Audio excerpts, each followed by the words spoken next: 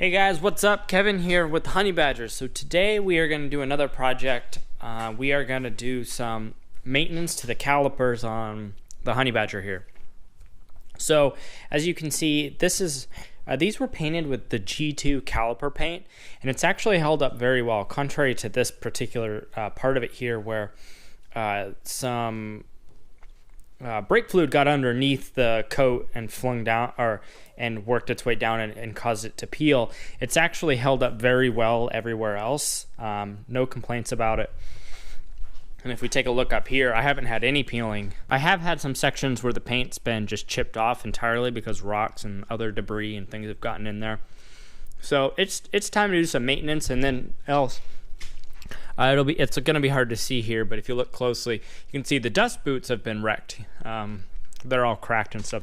So we're going to head and pull the calipers off and replace both the piston seals as well as the dust boots. So I actually have already replaced the dust boots. I did it when I painted these the first time, but now I'm also going to be replacing the seals behind the dust boots inside the caliper, as well as the dust boots themselves, and do some repainting. So we're going to go ahead and do all that on this video. So you can paint the calipers while they're still on the car. The G2 is actually brushed on. It's really easy to use, and I actually don't think it's any easier or harder to paint the calipers on or off the car, because you're not going to be getting inside here. You're still just going to be painting the visible areas. So feel free, if all you're doing is painting, just go ahead and paint them while they're on the car. Mask off with some tape some of the areas that you don't want to get paint, but feel free to go ahead and paint them while they're on the car. I'm pulling mine off because you have to do that in order to replace the seals and the dust boots, because what I'm doing, you have to pull the pistons out of the calipers, and that's just easier with everything disconnected. So I'm going to go ahead and start to remove the calipers on the front here. So depending if you have the Caliperfection studs or the OEM bits or the OEM bolts, you're just going to have to take these two off, and then the whole caliper will slide off. And then of course, you need to disconnect the banjo bolt. I'm going to show you here. There you go. You're going to have to remove that bolt to disconnect it from the brake line. And then this whole piece will pop right off, and that's nice and easy. On the back here, it's a little bit harder. I'll walk through it in more detail when I go to actually take it off. You have to take those two bolts out right here and the one up there, and that allows the whole caliper to slide off. The challenge is your emergency brake is in the way. So a bunch of people have different ways of doing it. What I've honestly has found the easiest is just loosen the bracket that's underneath the car over there for the emergency brake way up to give yourself a lot of slack to work with, and then you can actually just pop that right off with some jiggling. It'll give you the slack you need in this part. This part, and then you can push it. Put your thumb in here, push it out this way, get a bend, and kind of work it off the lever here. Other people have done other things. I've seen people take it out of the bracket up here. Honestly, I just find this the easiest. All right, so underneath the car here, we're about midway back. I'd say right behind where the resonators would be on a stock car, middle of the drive shaft, if you will. On the driver's side, there's this emergency brake adjustment, and basically this adjusts on how much it engages the emergency brake when you pull the lever inside the car. So what we're going to do is we're going to loosen this quite a bit. I loosen it till probably about half to 3/4 of the slack half to 3/4 of what's sticking out the nut right now is gone and been loosened up. So it's just a 10mm wrench. From personal experience, you will want to kill yourself if you're not using a ratcheting box wrench. So I use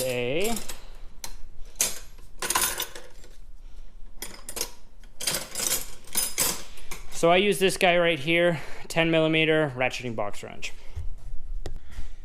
So we now have the calipers off the car, and we can get a good look at why we are doing some maintenance. Don't freak out about that one. I already took the boot off, but if you look at the middle one there, I haven't touched that one. And as you can see, possibly, there we go. It is just completely cooked and shredded. I already took the other side off, and they all shredded and fell apart. So definitely time to take these pistons out, replace the dust boot, and replace the seal that's inside there. So I'm going to go ahead and show you how I get these out. It's nothing revolutionary. Unfortunately, I've tried to find the pliers that are supposedly meant specifically for helping you remove pistons out of calipers, but I have not had any luck finding any that work on calipers of this size, specifically pistons of this size, and just with this many, and it's just not an easy, how do I explain it? I have not had any luck finding anything that works on these particular calipers due to their size, the construction of them. There are some that, expand and you stick them in the inside of the caliper here, but there's nothing for them to bite onto. And when at least maybe things are too tight compared to a motorcycle or wherever these are more meant to come off of. But suffice to say, for a reasonable cost, I haven't been able to find a tool to really make this any easier than what I'm about to show you. And what I'm about to show you is basically what everybody else has recommends you do when you go on YouTube and try to figure out how to take apart a caliper. So the first thing I do is I find a piece of wood, stick it in there, and have it, just make sure it's roughly in the middle, and it covers all three, specifically 2x4 or bigger, or thicker, I should say. Really, something about 3 inches would be perfect. 2.5 inches would be perfect, but this is, that 1 3/4 ish of a 2x4. But essentially, you get something that goes in the middle of the calipers, and then you apply air. Turn this around for you.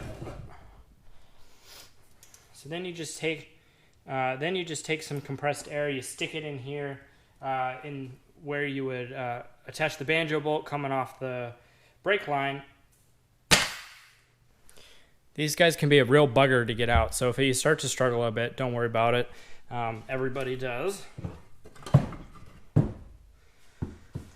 So one of the next things I learned that makes it really easy is twisting. Sometimes they'll pop right out like that one if you got it far enough, or it's it's gonna play nice with you. Those all came out nice and easy.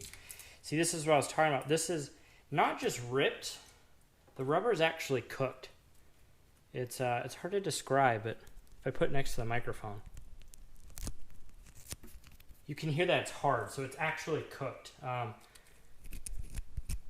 Very interesting. But so to get these two guys out, you can see they're fighting me a lot more because they haven't come out far enough. Twisting them is your friend. Twisting and pulling at the same time. Sometimes that works, sometimes it doesn't.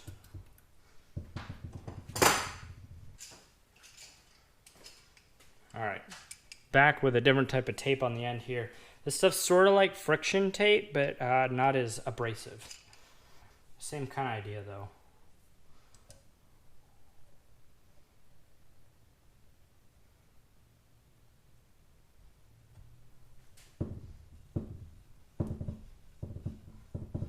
So I'm just rocking it back and forth and applying a tiny bit of lateral pressure at the same time to work its way out nice and slowly. Pops right out. Yeah, look at that. Look how chewed up or how melted that boot got. Crazy. All right, so now once the pistons are out, if all you're doing is replacing the seals on the inside or the dust boots, or not repainting, in other words, you can skip this step and the next couple steps. But now what I'm going to do is I'm going to clean it up. So you might be asking, why am I not putting it all back together first and then painting it second, even though I said you can do it on the car? Mostly just because I want to get it all nice and clean, and I would rather not subject all the new. I want to do a full reassembly once everything's clean, rather than reassemble everything in the current state, because I'm going to reassemble with the assembly fluid and all that kind of stuff. All right, and then to clean these up, I'm just using brake clean. I have a crap ton of these bottles. They're very cheap for me. Or I should say they're cheap when you buy them in bulk, and I I definitely bought the shit out of some of them. So I'm just going to go ahead and clean it up. I don't foresee this needing a really, really deep clean. Honestly, I've done, I've worked with this paint well enough now that, it just needs a nice clean surface to adhere to. We'll do a little light sanding in some of the areas that I had adhesion issues in last time, and we'll be good to go. So just use an AutoZone brake clean. Just, get it in there. These parts that I'm not able to clean when the calipers are on the car back here, I just get them wet, or soaked I should say, and then just, like anything, agitate them, get in there, clean it up.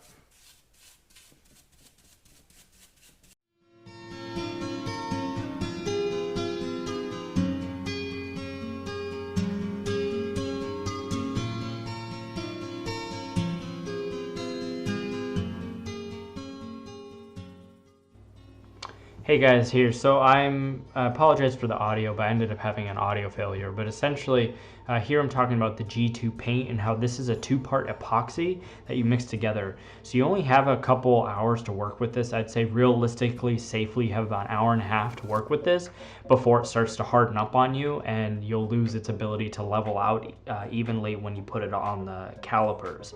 So it's something to keep in mind. You need to put 2 coats on within 15 minutes of each other when you're using this paint.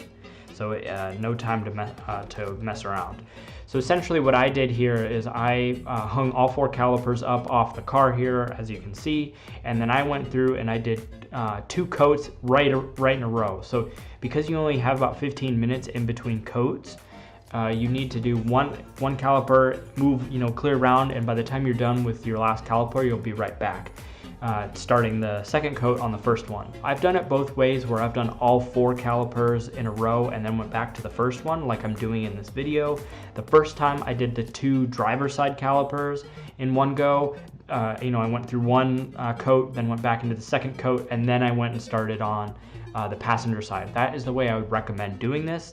In my experience, it got a more even coat. You'll see a little later on in this video that this coat didn't level out quite as well as I would have expected. So I definitely think I waited a little too long in between coats. So in that case, I would recommend, do 2 at a time when you're dealing with calipers this big. I mean, this whole part, painting all of these took well over an hour because there's just so much paint to put on because the calipers are ginormous. It's a very meticulous process. All right, so we got these all painted up. They're all ready to go. Looks fantastic for the nice amount of work that goes into it. Next up is going to be putting the seals inside.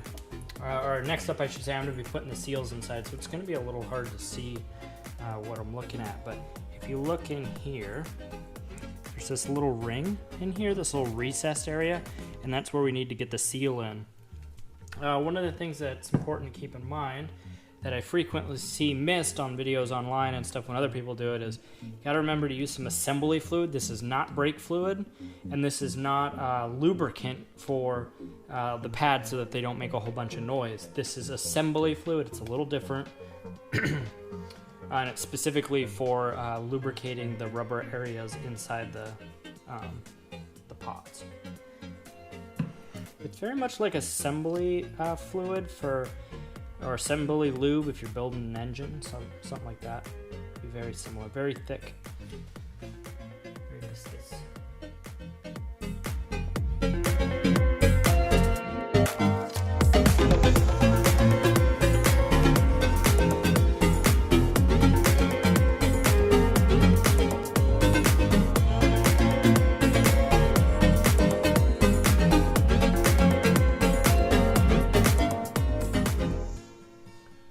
One of the tricks I learned on the last time I did this is you want to put your boot on before you stick the caliper in there, just because it can be hard to get the boot around the lip here. So as you can see looking at the piston up close, you want to get this boot inside that lip like that.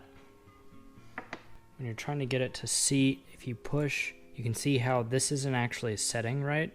So pull it down like this, and you'll see it goes and sits in there, right?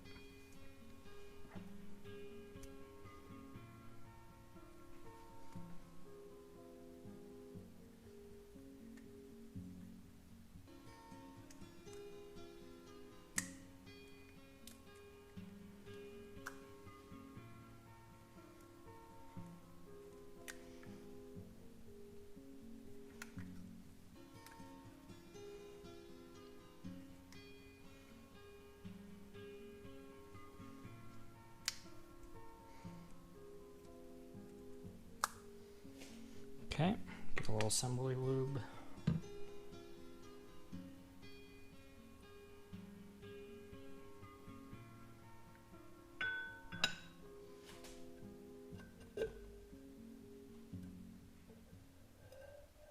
All right, so the brake calipers are back on the car. So now it's time to bleed the brakes and button everything up and get ready to go put the car on track tomorrow.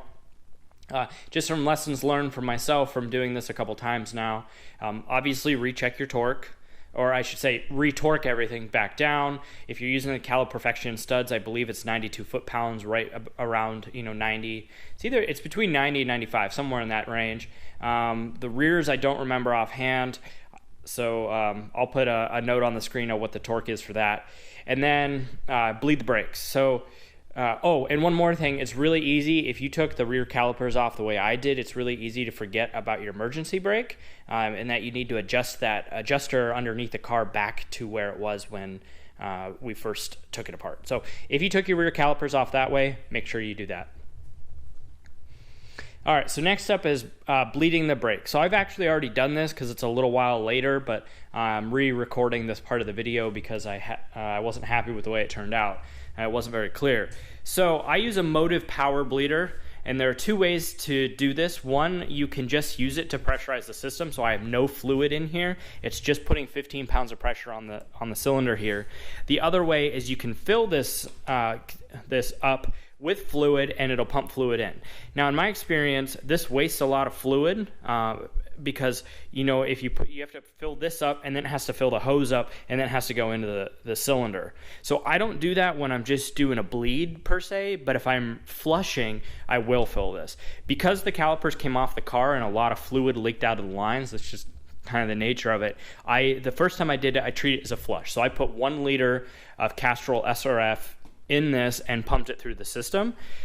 In this case, because I've already done that, I'm just going to do the way I would do it normally if I'm just checking or if I'm just bleeding the brakes after an event, which is empty cylinder, just pressurizing the system. And as always with the brake bleeding procedure, if you're using a motive power bleeder, is you want to start in the caliper the furthest away. So in this car, because you want to start in the caliper that's furthest away from your master cylinder, which in this car is going to be the passenger rear. Then the next furthest away is the driver rear, and then it's going to be the passenger front, then the driver front. All right, so we're here at the rear of the car for the passenger rear brake caliper. And I've heard feedback on both ways of, start on the inside, start on the outside, etc. I've done both, and I've had better luck starting on the inside. The reason being, if you're doing a full flush, or you're trying to get air out of the main hard line versus just the up in this part of the caliper, the air it's going to take the path of least resistance, and it's more likely to. This is what I believe is happening, but it works more effectively based on my experience. But I think what's happening is the air is going through the hard line, and it's a more direct path to come in here and just go straight up versus being pushed down underneath the caliper through this line and then up into this side. So that's been my experience. So I start on the inside, and then I do the outside afterwards.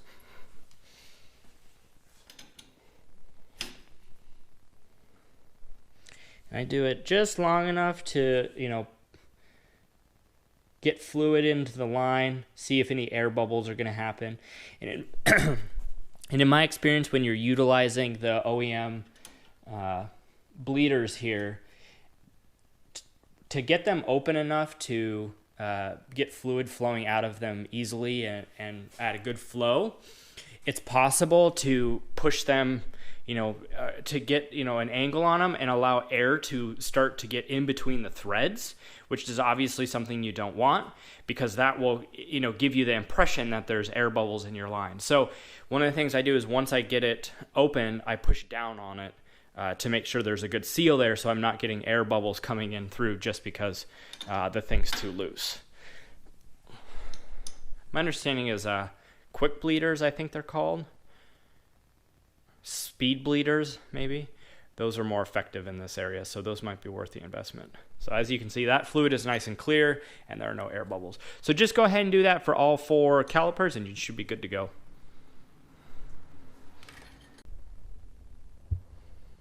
All right, and then once you've gone ahead and done all 4, come back and check your cylinder here to see where your level's at. I know it's not going to show up on camera because it's just too dark, but and the fluid's still so clean that it's almost clear, but it's right here at the max mark. So just make sure you go ahead and check that. Excuse me. So you go ahead and make sure you check that, because if you're doing it this way where you're just pumping air into the system, by the time you go ahead and bleed all 4 calipers, if you do it a little bit longer than I did, it's possible to get low enough in the reservoir that you get air in there, and that's a really, really bad idea. So that's something to keep in mind. The other thing too that I didn't do this time, and unfortunately my laptop isn't playing well with the car right now due to some USB issues, but there's an ABS module service that you can do, service procedure that pumps it and helps you get air out of the system. In my experience, I've done that before and I've not done it before. I've never noticed a difference. It's possible that if you let your full system drain and you just completely ignore it, that you could get air in there, or like if you pump the brakes when there's air in the system. I mean, all that kind of stuff's possible. But in my experience, that hasn't been necessary. That said, if you're not going to go ahead and bleed the system, please do a panic stop or multiple panic stops, or hard stops if you will, not on track and not behind people and not with people behind you. Just go out there and make sure that the system's going to respond correctly. I advise doing it, and I did do it this time before I started having the USB issues. I just can't replicate it for you guys now, but essentially you can plug a laptop in and connect to the car using ForeScan. I'll put a link to all that stuff in there. It allows you to interact with some of the service procedures that are built directly into the modules inside the car. It just allows you to clean up the master cylinder or the ABS system and make sure there's no air in there. So that's a really good idea if you need to go ahead and do that. All right, so that is going to mark it as complete for us on this video. I'm really excited how these turned out. I really love the don't care sticker that I went and put on there, because it really just matches kind of the state of the calipers. Because if I get close here, you can see the paint job didn't come out quite as nice as I like. But given how beat up these calipers are, because so many rocks have gotten in there and chipped them and stuff, it just fits. Plus it fits kind of with the theme of the car, Honey Badger don't care, and all that kind of stuff. So I'm really happy with that. Just as a small note that I've talked to other people about, this is just regular old vinyl, so regular old sticker, if you will. I've put it on there. I've never needed to clear coat. So the previous stickers I just put on there, and the first time the brakes got really hot, it just kind of cooked them on there. I've pressure washed, I've put chemicals on there, and they never came off.